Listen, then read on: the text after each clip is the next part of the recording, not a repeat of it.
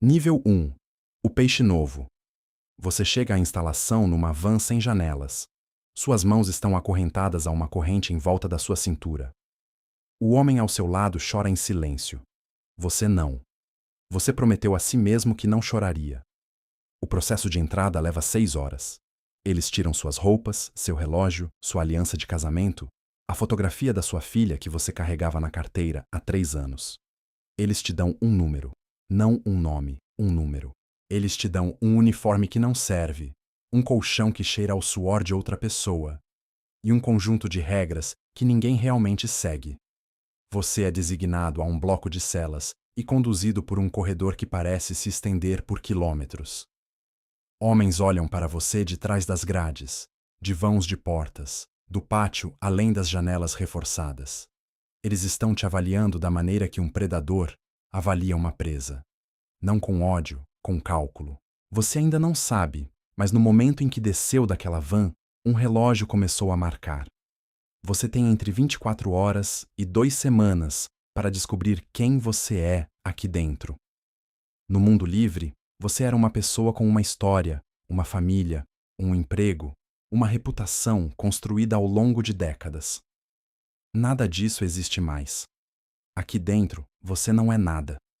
Uma página em branco, e outras pessoas estão prestes a escrever nela, queira você ou não. A primeira coisa que você aprende é que cada pessoa neste prédio pertence a algo.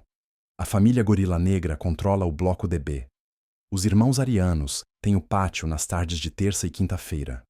Os surenhos controlam as designações da cozinha.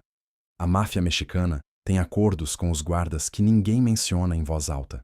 Se você entrou sem afiliação, se não tem um grupo, uma gangue, um povo, você está exposto. Ser neutro parece segurança. Ser neutro é a coisa mais perigosa que você pode ser. Você come sozinho no seu primeiro dia. Você se senta em uma mesa vazia e sente 100 olhos nas suas costas. Um homem se senta à sua frente. Ele não se apresenta. Ele apenas te olha por um longo momento e diz: "De onde você é?" Essa pergunta não é conversa fiada. É a pergunta mais importante que você vai ouvir neste lugar. Sua resposta determina tudo o que acontece a seguir. Nível 2. O prospecto. Alguém decidiu que você vale alguma coisa. Talvez seja por causa de onde você vem lá fora. Talvez seja por causa dos seus crimes. Porque certos crimes rendem um certo tipo de respeito aqui dentro. E certos crimes rendem o oposto. Talvez seja porque alguém garantiu por você. Alguém que já estava dentro quando você chegou. Alguém que conhecia seu tio, ou andava com seu primo, ou cumpriu pena com seu irmão mais velho em outra instalação há uma década. O mundo é menor aqui dentro do que qualquer pessoa lá fora poderia jamais compreender. Você é um prospecto agora. Você não tem filiação completa. Você ainda não foi iniciado ou abençoado, seja lá qual for a cerimônia particular desta organização particular. Mas você está sendo observado, avaliado, recebendo pequenas tarefas para ver como você as lida. Eles pedem que você segure algo, um pequeno pacote que você não abre e sobre o qual não pergunta. Você o carrega de um bloco de celas para outro durante a movimentação matinal, quando os guardas estão trocando de turno e a atenção está mais dispersa. Você entrega, você não pergunta o que era. Essa é a resposta certa. Eles pedem que você transmita uma mensagem para alguém na custódia protetora. Você dá um jeito. Você não explica como. Essa é a resposta certa. Eles pedem que você esteja em um lugar específico, em um horário específico. E não faça nada, além de ficar parado e observar. Você fica parado e observa. Nada acontece. Você não sabe se foi um teste, ou se perdeu alguma coisa, ou se tudo correu exatamente como planejado. Você não pergunta. Essa é a resposta certa. Você está aprendendo a linguagem deste lugar, não a linguagem falada, embora esta também tenha seu próprio vocabulário, seus próprios códigos, palavras que significam coisas diferentes aqui dentro do que significam lá fora. Você está aprendendo a linguagem não falada. A maneira como alguém parado em um vão de porta pode ser um aviso. A maneira como um olhar sustentado por exatamente um segundo a mais significa algo específico. A maneira como um guarda, que normalmente parava na sua cela para conversar de repente, para de fazer isso. Você está aprendendo a sentir a temperatura de um ambiente antes de entrar nele. Você está aprendendo que tudo comunica algo e que ler isso corretamente é a diferença entre ir para casa na sua data de soltura e não ir para casa de jeito nenhum. Nível 3. O soldado. Você está dentro agora. O distintivo completo. A bênção. Seja qual for a cerimônia que marcou sua entrada na organização, você a passou. Talvez tenha doído. Provavelmente doeu. Esse era o objetivo. Você é um soldado de base, o fundo da hierarquia organizacional, mas não mais o fundo da cadeia alimentar. Essa distinção importa mais do que quase qualquer outra coisa. Você está protegido. Não perfeitamente, não incondicionalmente, mas protegido. Os homens ao seu redor são seus irmãos de uma forma que a palavra irmão mal consegue capturar. Você sangraria por eles. Alguns deles já sangraram por você de maneiras que você talvez nunca saiba completamente. Seu trabalho como soldado é simples na descrição e brutal na execução. Você cumpre ordens. Você não as questiona. Você não as negocia. Você as executa. As drogas que circulam por esta instalação, o imposto de proteção cobrado dos detentos mais fracos, a violência que mantém a hierarquia. Você é o instrumento de tudo isso. Quando a liderança decide que alguém precisa ser taxado, você é quem entrega o recado. Quando a liderança decide que uma mensagem precisa ser enviada, você é quem a envia. Você não planeja essas coisas. Você não se beneficia delas de maneira financeira significativa. Você corre o risco. Outros ficam com o lucro. Esse é o arranjo econômico fundamental de toda a organização criminosa que já existiu. E você está no fundo dele. Mas eis o que o arranjo te dá e que você não consegue precificar. Você entra no refeitório e os homens se movem. Não com medo de você especificamente, ainda não. Com respeito pelo que você representa, pela organização por trás de você, pela rede de violência e lealdade que sua filiação sinaliza. Você não está sozinho num ambiente desde o dia em que foi iniciado. Isso pode parecer uma coisa pequena. Não é uma coisa pequena. Você sabe o que a solidão neste lugar faz com uma pessoa. Você viu isso acontecer com outros homens. Você não vai deixar isso acontecer com você. Nível 4. O executor. Você tem uma reputação agora. Ela não surgiu do nada. Houve um incidente 6 meses depois da sua sentença que as pessoas ainda comentam em voz baixa. Você não fala sobre isso. Falar sobre isso o diminuiria. A reputação cresceu sozinha, que é a única maneira como uma reputação assim cresce. A liderança percebeu. Eles sempre percebem. Um executor não é simplesmente alguém violento. O pátio está cheio de pessoas violentas. As prisões funcionam com violência da mesma forma que outras economias funcionam com moeda. Um executor é alguém preciso. Alguém que entende que a violência é uma ferramenta. E como qualquer ferramenta, seu valor depende inteiramente de como e quando você a usa. Violência descontrolada é um passivo. Ela atrai investigações, atrai a atenção do diretor, do FBI, dos comitês de supervisão federal, que ocasionalmente se interessam pelo que está acontecendo dentro dessas paredes. Violência controlada, aplicada cirurgicamente à pessoa certa no momento certo pelo motivo certo, é o alicerce da ordem. Você é o alicerce da ordem. Você cobra dívidas. Nem todas as dívidas são financeiras. Alguns homens devem favores. Alguns homens devem silêncio. Alguns homens têm conversado com agentes penitenciários de maneiras que não deveriam estar conversando com agentes penitenciários. Você tem conversas com esses homens. A maioria dessas conversas termina com a outra pessoa concordando em fazer o que deveria estar fazendo desde o início. Algumas conversas escalam. Quando escalam, você está preparado. Você é eficiente. Você sente menos do que teria esperado. Você já pensou sobre isso. Você já pensou sobre o que significa sentir menos do que esperava. Você não segue essa linha de raciocínio muito longe. Não há lugar útil para onde ela possa te levar. Nível 5. O responsável. A liderança te promoveu porque você demonstrou algo que a maioria dos soldados jamais demonstra e a maioria dos executores jamais desenvolve. Julgamento. Qualquer um pode seguir uma ordem. Quase qualquer um pode executar violência quando mandado. O que quase ninguém consegue fazer é olhar para uma situação complicada, uma com múltiplas facções e interesses concorrentes e informações que podem ou não ser precisas, e consequências que se propagam em 6 direções diferentes, e tomar uma decisão que se revela correta. Você tomou essas decisões. Você acertou mais do que errou. Agora, você é o responsável. Você administra sua seção da instalação da maneira que um gerente administra um distrito comercial. Você tem executores que se reportam a você. Você tem soldados abaixo deles.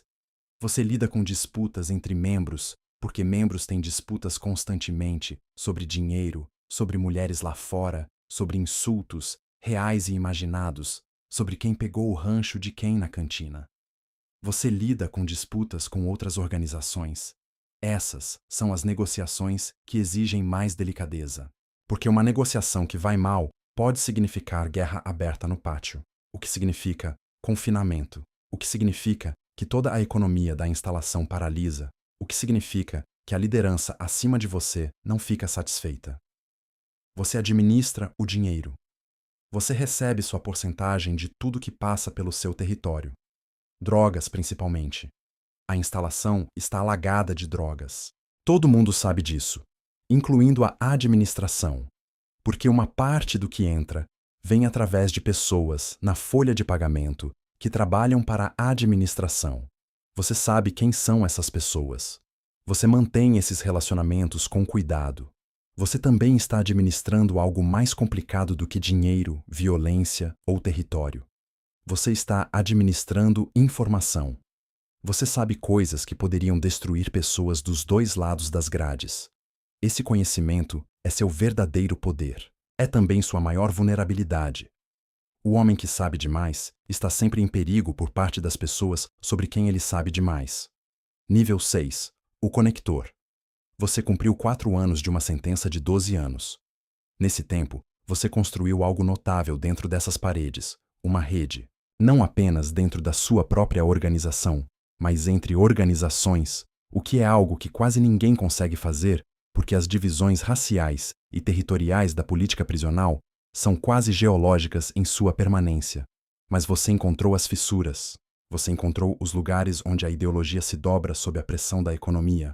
Você descobriu que a liderança dos irmãos arianos e a liderança da família Gorila Negra se sentarão juntas se o negócio for bom o suficiente, e o homem que organiza o encontro for confiável o suficiente. Você é esse homem. Você é o conector. Tudo passa por você. As drogas que entram pelo setor de correspondência, por visitantes, pelos guardas com quem você tem relacionamentos, o dinheiro que circula entre instalações por meio de contas de cantina e transferências bancárias organizadas por pessoas lá fora. A informação que viaja entre organizações que oficialmente se odeiam e praticamente precisam umas das outras para manter toda a operação funcionando. Você tem relacionamentos com pessoas em outras instalações pelo Estado. Sua rede se estende além dessas paredes de maneiras que a administração não tem ideia e que investigadores federais tentam mapear há 3 anos sem sucesso. Você tem 41 anos. Você está preso desde os 29. O mundo lá fora continuou sem você de maneiras difíceis de compreender completamente. Sua filha tem 16 anos agora. Ela visita 2 vezes por ano. Ela olha para você do outro lado da mesa, na sala de visitas, com olhos que contêm algo que você não consegue identificar exatamente. Não ódio, algo mais complicado do que ódio. Você pensa naquele olhar à noite quando o bloco está quieto. Nível 7, o subchefe. Alguém acima de você caiu. É assim que essas promoções geralmente acontecem. Não por uma sucessão tranquila, mas por um vácuo repentino. Uma batida policial, uma transferência para uma instalação de segurança máxima, um assassinato, uma prisão por novas acusações, uma overdose, um acordo feito com promotores que termina com a pessoa usando um grampo e depois desaparecendo na custódia protetora. O homem que administrou a organização dentro desta instalação por 7 anos desapareceu em menos de uma semana. O caos que se segue é imediato e perigoso. Todo mundo observa para ver quem preenche o vácuo e se a pessoa que entra tem o peso para sustentá-lo. Você entra, você sustenta. Esse processo não é limpo, nem simples, nem sem custo. Há 2 semanas que você não descreverá para ninguém, por nenhuma razão, sob nenhuma circunstância. Ao final dessas 2 semanas, você é o subchefe. A organização tem uma estrutura acima de você, que existe principalmente lá fora. Liderança que coordena as operações de múltiplas instalações e as operações de rua que alimentam dinheiro e produto para dentro do sistema prisional em primeiro lugar. Você se reporta a eles por canais que são eles próprios cuidadosamente obscurecidos. Cartas codificadas, mensagens passadas por advogados que podem ou não saber que estão carregando mensagens, contatos feitos durante as breves janelas de ligações telefônicas que você sabe que são monitoradas, mas que aprendeu a usar mesmo assim porque sabe o que os monitores estão ouvindo e sabe como dizer coisas que não soam como o que são. Você está administrando uma empresa criminosa de dentro de uma prisão. Isso não é metáfora nem exagero. Você tem mais controle operacional sobre certos negócios em certos bairros desta cidade do que qualquer pessoa lá fora percebe. Nível 8. O chefe. Não há cerimônia para isso. Ninguém te entrega um título. Ninguém manda um comunicado. Os homens ao seu redor simplesmente começam a te tratar de forma diferente. E essa diferença no tratamento é o título. Você é o chefe da sua organização dentro desta instalação. E sua autoridade é reconhecida pela liderança lá fora. Você está preso há 8 anos. Você desenvolveu a capacidade de controlar enormes quantidades de poder a partir de uma cela de 2 por 2,5. Você sabe coisas sobre como as instituições funcionam, como a informação circula, como as pessoas podem ser motivadas, que a maioria dos graduados em administração jamais entenderá porque nunca operaram em um ambiente onde as consequências do fracasso são tão imediatas e tão permanentes. Você gerencia dezenas de homens diretamente. Você tem tenentes que gerenciam centenas mais. Você tem relacionamentos com a administração que nunca são discutidos diretamente, mas que moldam tudo sobre como esta instalação opera no dia a dia. Certas coisas são permitidas, certas coisas não são. As linhas são compreendidas. Quando alguém cruza uma linha, você resolve antes que a administração precise resolver, porque a administração prefere não resolver se você resolver primeiro. Esse arranjo convém a todos. Você também se tornou algo que não esperava se tornar: um juiz. Homens vêm até você com disputas que não têm nada a ver com a organização. Eles vêm até você porque você é conhecido por ser justo, conhecido por pensar antes de agir, conhecido por chegar a decisões com as quais as partes envolvidas podem conviver. Você se senta na sua cela e ouve um homem dizer que outro homem lhe deve dinheiro de uma dívida de pôquer que remonta a 14 meses. E você faz perguntas e pondera o que ouve e profere um julgamento. E esse julgamento é final. Não há recurso. Você pensa às vezes sobre o que isso significa, sobre o que poderia ter sido em uma vida diferente, onde essas habilidades específicas foram aplicadas em uma direção diferente. Você não passa muito tempo nesse pensamento. Não é útil. Nível 9. A lenda.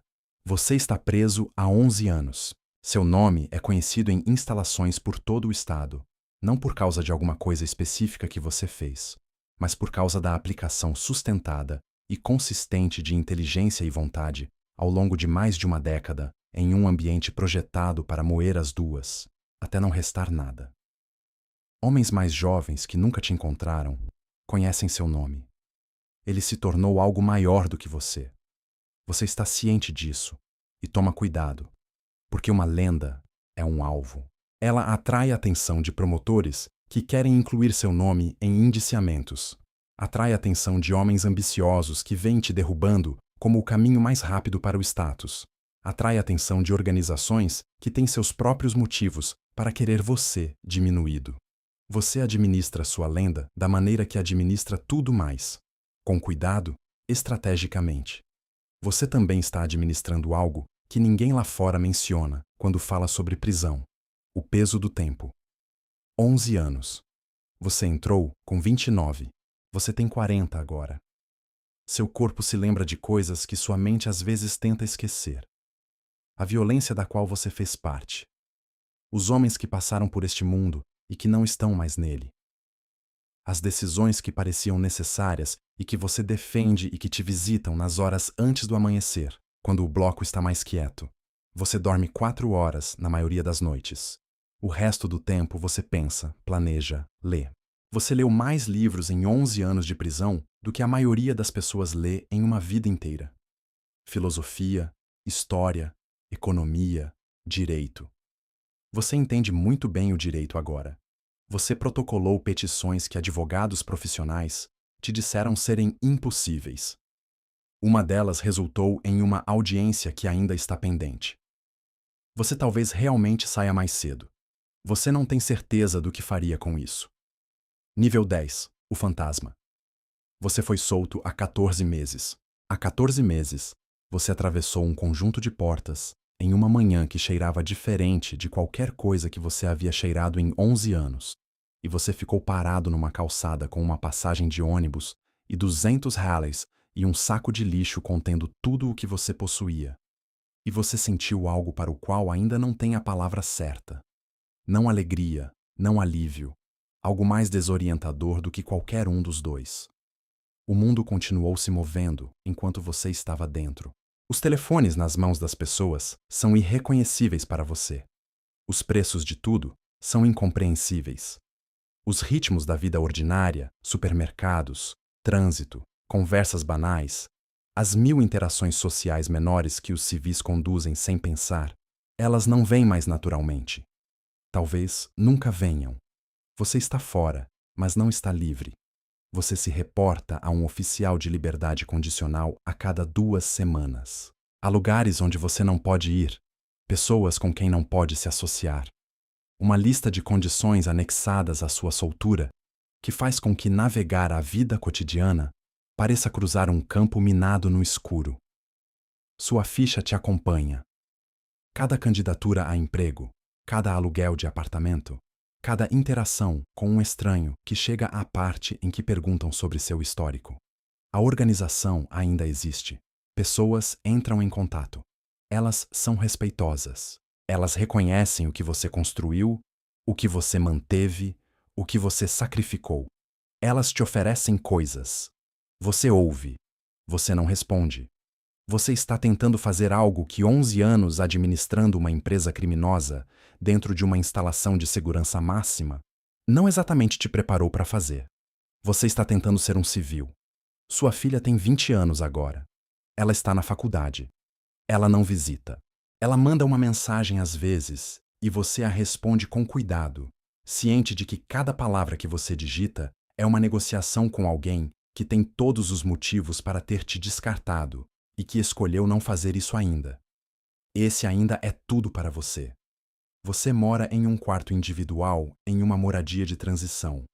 Você trabalha em um armazém. Você carrega caixas e carrega paletes e volta para casa exausto de uma maneira completamente diferente da exaustão do encarceramento. É uma exaustão limpa. Você não sabe o que fazer com isso. Em algum lugar numa sala de tribunal agora mesmo, um juiz está lendo uma sentença. Um jovem está sentado em uma mesa tentando processar números, anos, que ainda não parecem reais. Eles não vão parecer reais por um tempo. Ele será processado e transportado, e receberá um número, e será conduzido por um corredor onde homens vão olhar para ele da maneira como olharam para você no seu primeiro dia. Ele não tem ideia do que está entrando. Ele não tem ideia de quem está prestes a se tornar. Ele não tem ideia de que o lugar que está entrando tem seu próprio mundo completo dentro dele, sua própria economia, seu próprio governo, suas próprias leis que funcionam de maneira completamente independente e frequentemente em direta oposição às leis do país que acabou de o sentenciar. Ele vai descobrir. Todo mundo descobre. A questão é o que isso lhe custa aprender. A questão é o que resta dele quando o aprendizado terminar. O ciclo continua.